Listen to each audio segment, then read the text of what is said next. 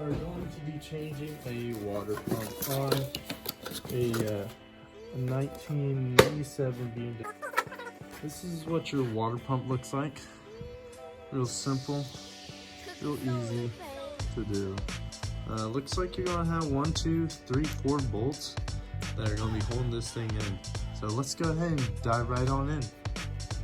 So first thing you're gonna need a 10mm socket. You're gonna get those loose right there, all 4 bolts. Once you got that loose, you're gonna get a T50 socket or a torque hex type deal. You're gonna need one of those. You're gonna come down to your pulley down here. They're gonna have plastic caps on them. I already took all those off on my car. I don't know why they are there. Once you got that, you'll take that belt off. So now you have that belt almost all the way off. You gotta take it off one more pulley. There you go. You can loosen it back up. Now, if you ask me, this is very sketchy using a tool like this. I don't like that. So we'll kind of just set the belt out of the way. Go ahead and get these guys loosened down all the way.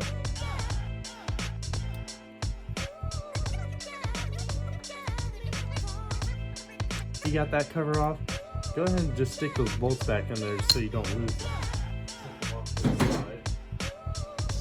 So it looks like I have one that's an Allen wrench here. I don't know why they're mismatching. Honestly, this water pump has been replaced before. So I got an Allen. This looks to be a 732, or you could use the metric, which I don't know what the equivalent that is. But it's something. So you'll get it on there. Because I'm sure it's a metric, but I don't have a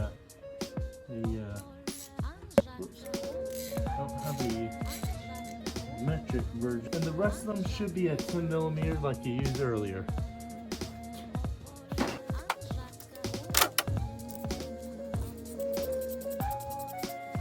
There's a tiny one. That one looks like that one's meant to be there, because these other ones are a bunch of shorties.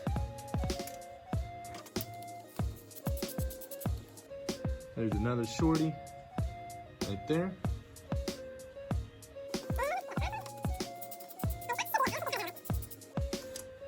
Another shorty.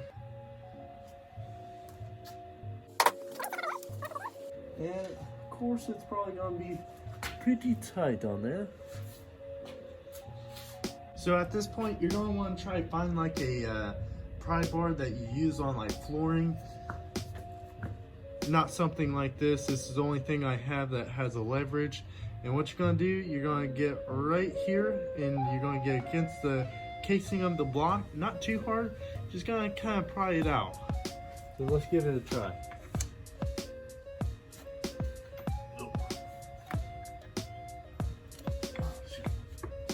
There it is. There it is. Oh. Water pump out of your car.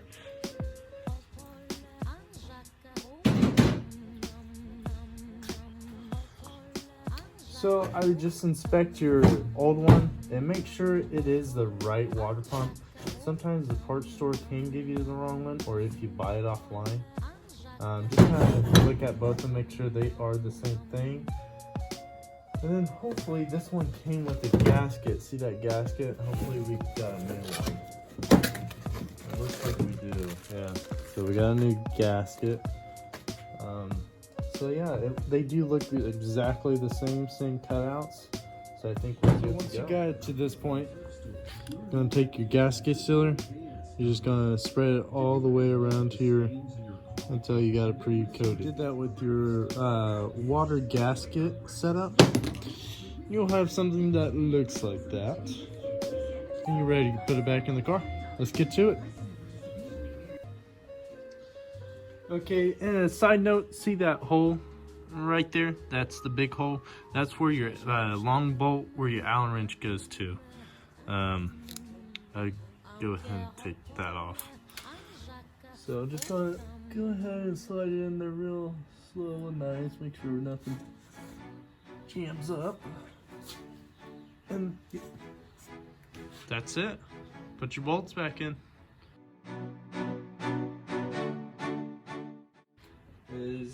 You'll put this cover back on, tighten it up, and then you'll put your belt on and then tighten these right back up just like we did last time.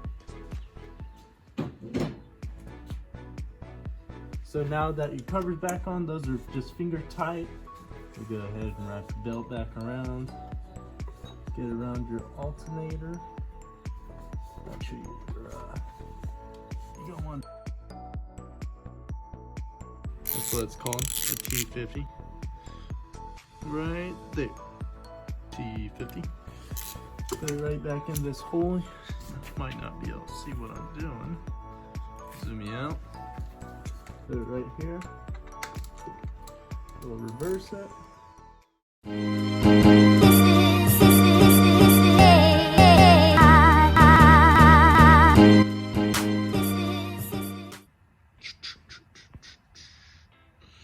Okay, I'll show you what I had to do to just get this belt on.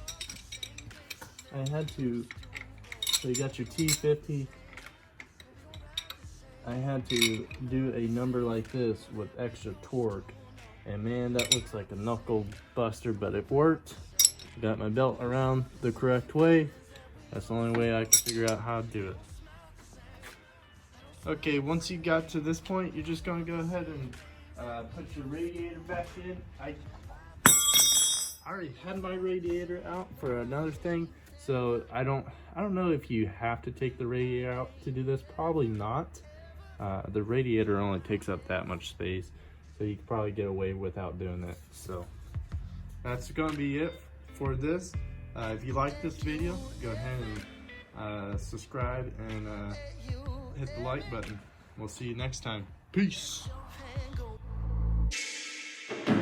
No.